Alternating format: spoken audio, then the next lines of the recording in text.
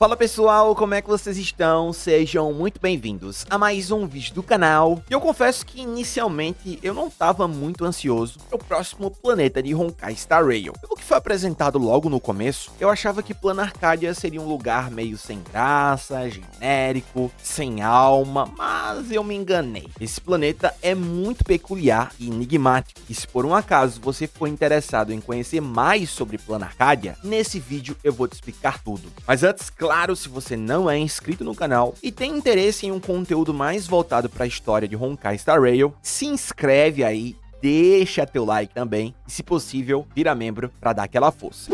E vamos lá, meu povão. Depois da guerra que aconteceu em Amphoreus, no capítulo passado, e algumas facções se uniram para derrotar o emanador da destruição Túmulo de Ferro, os passos da Legião Antimatéria, ou seja, dos seguidores de Nanook, começaram a acelerar. Parece que o Nanook e sua galera aí começou a colocar seus planos em prática, a dar início a muita coisa. Então, foi pensando nisso que a CPI decidiu convidar diversas facções para estabelecer oficialmente a Aliança Antidestruição, que seria uma espécie de armada, estilo Vingadores, criada para destruir Nanook e o seu pessoal. Na teoria, essa aliança foi formada durante o capítulo Amphoreus, no final, quando o Desbravador se reuniu com outras pessoas, com outros grupos, para derrotar o Túmulo de Ferro. Só que parece que agora a CPI quer oficializar essa armada na intenção de não só estabelecer o grupo, mas também de decidir qual vai ser o próximo passo que eles vão dar para lutar contra a Legião Antimatéria. Esse encontro das facções vai acontecer em Plano Arcadia, o mundo da euforia. Eu achei meio esquisito quando isso foi apresentado. Como assim o pessoal vai se reunir da CPI no mundo da euforia? Só que Plano Arcadia, tecnicamente, é território da CPI, sendo esse planeta gerido ali pela Pérola, que é um dos 10 corações de pedra. A propósito, quando o Expresso chegar em Plano Arcadia, quem vai receber eles vai ser a Pérola. Aprofundando um pouco agora a respeito de Plano Arcadia, esse é um planeta composto por personagens nascidos da ficção da humanidade, que acabaram indo parar no mundo real. Essas pessoas, esses seres fictícios, são chamados de Imagine, e eles existem graças ao poder da imaginação e da atenção das pessoas, o chamado Imaginouro. Para uma pessoa permanecer viva em Plano Arcadia, ela precisa constantemente chamar a atenção de outras pessoas, pois é assim que ela colhe o Imaginouro, que é a atenção. É por isso que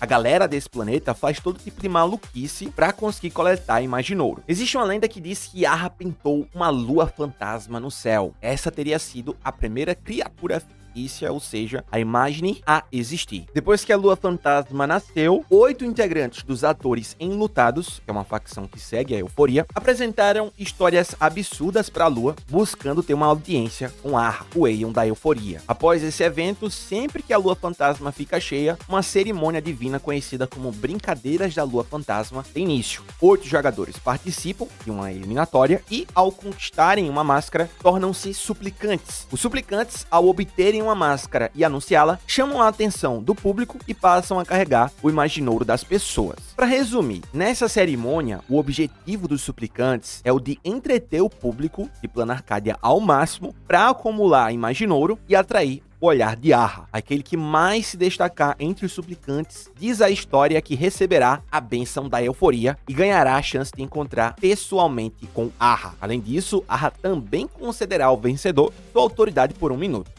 As brincadeiras da Lua Fantasma costumavam acontecer em ciclos de 30 a 50 anos, mas, estranhamente, desta vez, a Lua ficou cheia em apenas 15 anos. E a respeito dos suplicantes, da cerimônia que vai acontecer agora na história principal da Lua, esses aparentemente serão o Desbravador, Sparksy, Blade, Loba Prateada, Evanescia, Nihilux, Ashveil e Alguan. Falando um pouco sobre cada um desses participantes, os prováveis escolhidos, começando aqui com o Desbravador, o Expresso vai para Plano Arcadia e já acompanhado com outro suplicante também, que é a Yao Guang, uma general da Aliança Shanzhou que toma conta da nave Yuke. Não foi explicado ainda exatamente com detalhes essa passagem da Yao Guang para Plano Arcadia, mas um curta vai ser lançado, vai explicar essa questão. Uma coisa muito curiosa a respeito do Expresso Astral em Plano Arcadia é que eles são bem conhecidos porque existe um mangá nesse lugar chamado Fofurinha Através do Azul. Esse mangá foi escrito por outra suplicante, que é a Nihilux, uma espécie de mangaka bem conhecido.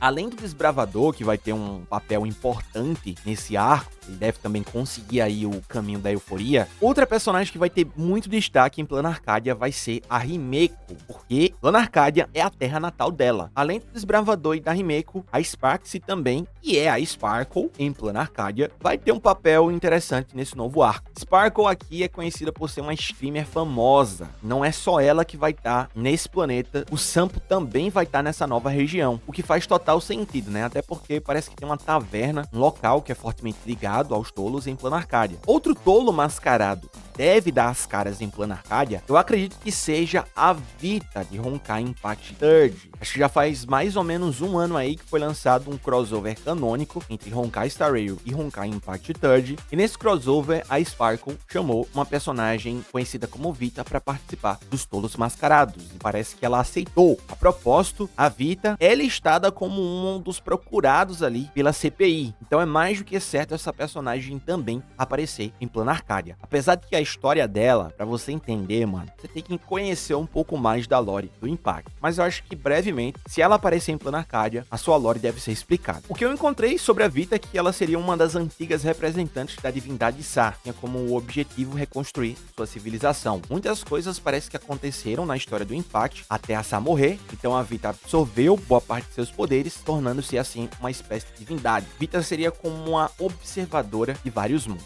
Outro grupo que também vai participar de Plano Arcadia, e esse é bem conhecido, são os Caçadores de Shelharon. Blade e Loba Prateada vão seguir seus próprios objetivos, que ainda não foram revelados, mas eu sei que o Blade parece que tá com a Kafka, a Loba Prateada vai receber, na verdade já recebeu uma espécie de upgrade do Hélio, porque, pelo que foi dito, encarar o Aeon de frente é algo inevitável, ou seja, um confronto com Arra deve acontecer. Deve ser por isso que a Loba Prateada recebeu mais poder. Os Vigias da Galáxia também vão estar presentes nesse arco. Vimos um pouquinho do Botirril, da Rapa, e uma personagem não identificada aparecendo na Miríade Celeste, mas parece que o líder dos Vigias, o La Mancha, também vai ter um papel importante em Plano Arcadia. Eles ainda não confirmaram isso, mas tudo indica que Ashville seja o La Mancha, que é o líder dos Vigias. Ashville, pelo menos em Plano Arcadia, é uma espécie de detetive que foi solicitado aí para, na história, ele foi convocado para caçar um Aeon desaparecido. O grande antagonista desse arco, se a gente for levar em consideração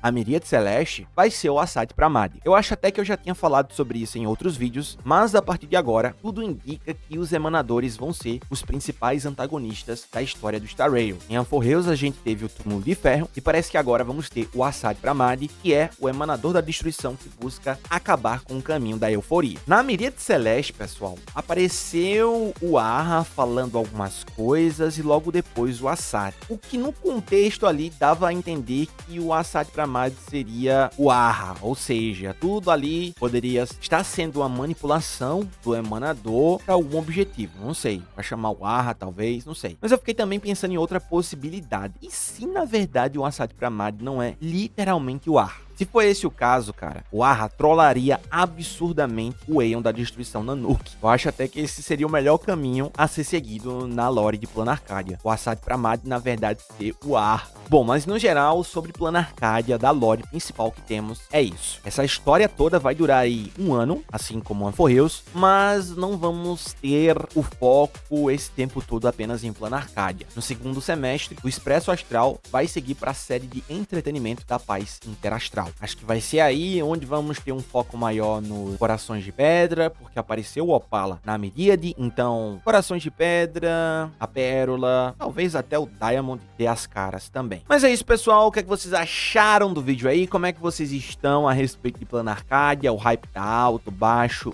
Deixa aí nos comentários a sua opinião, beleza? Então é isso, espero que vocês tenham gostado do vídeo de hoje. Se você gostou, por favor aí não se esquece de esmagar esse like, se inscrever no canal se você não é inscrito, de ativar as notificações e compartilhar esse vídeo com seus amigos. Muito obrigado por tudo, de verdade, é isso, até a próxima.